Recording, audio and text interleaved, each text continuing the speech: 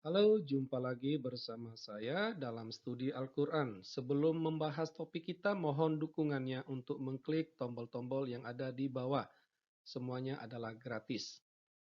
Kalau kita melihat latar dari layar ini, tampak jelas orang langsung mengaitkan Islam itu identik dengan perang, identik dengan kekerasan. Nah, tentu ini semua ada dasarnya, ya, karena pilar agama Islam itu adalah Al-Quran. Maka studi kita kali ini adalah membahas surah Al-Baqarah ayat 216. Kalau kita membuka kitab Al-Quran, merujuk pada surah Al-Baqarah ayat 216, maka kita akan menemukan kalimat sebagai berikut. Diwajibkan atas kamu berperang, padahal itu tidak menyenangkan bagimu. Ini merupakan kalimat pertama dari penggalan kalimat yang cukup panjang pada ayat 216. Ya, umat Islam yakin ini merupakan wahyu perkataan Allah. Ya, nah dari sini tampak jelas bahwa perang itu merupakan kewajiban. Ya, merupakan kewajiban. Ya, nah, kewajiban perang ini merupakan perintah atau kehendak Allah Subhanahu wa taala. Nah, menjadi pertanyaannya ya, kira-kira apa manfaat dari perang tersebut? Kalau kita menelusuri ayat-ayat perang yang ada dalam Al-Qur'an yang jumlahnya bisa ratusan, ya, kita dapat menemukan setidaknya dua manfaatnya, yaitu rampasan perang dan pahala surgawi. Ya, kalau rampasan perang itu ya misalnya seperti benda-benda materi, budak ataupun wanita.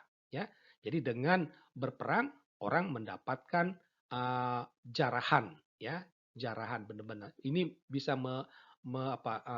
meningkatkan ekonomi keluarga, bisa mendapatkan budak. Ya, budak itu bisa laki-laki, bisa perempuan.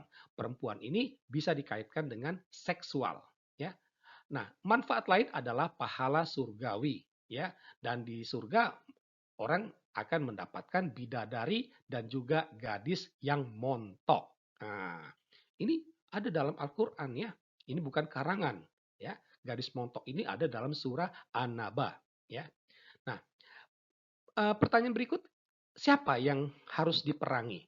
Ya, ah, sekali lagi, kalau kita menelusuri ayat-ayat perang yang ada dalam Al-Quran, maka sasaran perang umat Islam itu adalah orang kafir atau juga orang Islam yang tidak menjalankan kewajiban agamanya.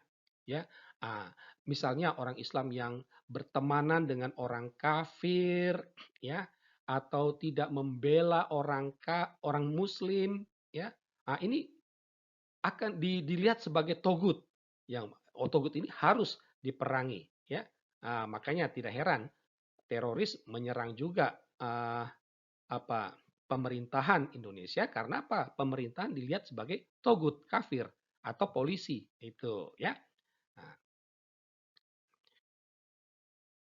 nah, berhadapan dengan kajian di atas ya, sering kita mendengar pembelaan dari baik itu ulama maupun umat Islam sendiri ya. Pembelaan ini lebih berkesan apologetis dan juga rasionalisasi ya.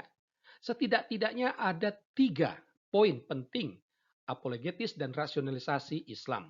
Yang pertama, mereka mengatakan, oh, bahasa Arab itu sulit sehingga tidak bisa dimaknai seperti itu. Demikian seringkali mereka mengatakan. Nah, untuk itu saya coba mau membuat perbandingan dari 2 ayat Al-Quran. Sama-sama dari surah Al-Baqarah. Ya. Yang pertama itu, Tuhan kamu adalah Tuhan yang Maha Esa. Tidak ada Tuhan selain Dia. Ini ayat 163. Dan terhadap ayat ini seringkali ditafsirkan bahwa Tuhan itu hanya satu. Tuhan itu Maha Esa. Tidak ada Tuhan selain Allah Subhanahu wa taala.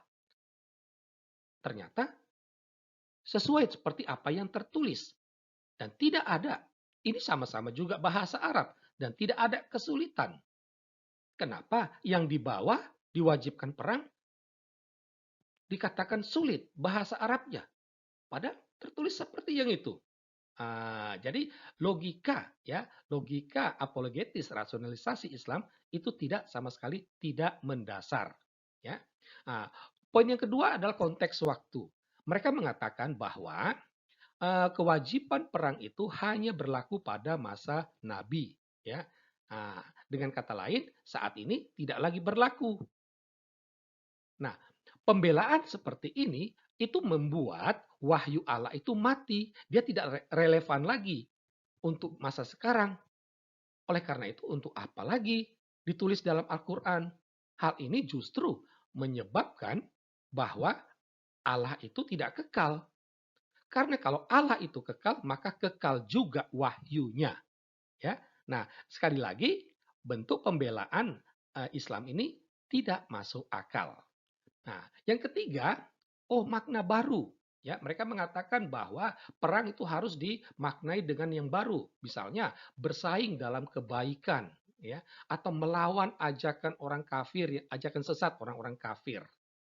Seringkali tafsiran-tafsiran baru, ya. Harus dilihat bahwa tafsiran ini, makna baru ini jelas-jelas bertentangan dengan maksud Allah. Karena apa? Karena apa yang dikatakan Allah itu perang adalah perang, ya. Di mana dalam perang itu ada kekerasan, ada tindakan membunuh, ada kematian, ada cedera, ya. Untuk membuktikan ini, saya akan kutip 2 ayat saja, ya. Yang pertama dari surah An-Nisa. Barang siapa berperang di jalan Allah, lalu gugur. Gugur itu mati. Berarti ya perang yang dimaksud Allah, ya perang. Atau contoh lain, misalnya dari surah At-Taubah, ya. Sehingga mereka membunuh dan terbunuh. Jadi perang itu adalah perang. Tidak bisa dimaknai baru. Ya. Nah, dari kajian kita di atas, ya, diwajibkan atas kamu berperang, padahal itu tidak menyenangkan bagimu. Ini merupakan kewajiban berperang untuk umat Islam. Nah, agar wahyu Allah ini tetap hidup, maka mau tidak mau umat Islam harus menciptakan perang. Ya, harus mau tidak mau. Hal inilah yang menyebabkan Islam itu identik dengan agama perang. Bukan hanya sekedar bahwa boleh berperang, tetapi juga umat Islam harus membuat perang. Itu. Inilah yang menyebabkan Islam sebagai agama perang. Bukan sekedar boleh, tetapi juga harus membuat perang. Inilah yang menjadi dasar lahirnya terorisme, adanya aksi razia, adanya radikalisme. Ya, terorisme itu menyasar tidak hanya kepada orang kafir, tetapi juga orang-orang Islam yang dianggap kafir. Razia, kita tentu ingat waktu masih getol-getolnya FPI di bulan Ramadan, selalu FPI selalu mengadakan razia ke tempat-tempat hiburan. Nah, ini bentuk perang. Karena dalam razia itu mereka mendapatkan rampasan perang. Itu. Dan adanya bentuk-bentuk radikalisme Islam lainnya.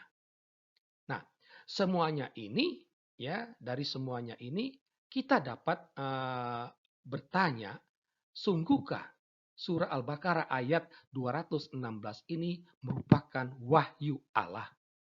Ya, jika memang ini merupakan wahyu Allah, maka Allah Subhanahu wa taala ini adalah Allah yang suka berperang. Demikianlah studi kita kali ini. Semoga mendatangkan pencerahan bagi Anda. Sekian dan terima kasih.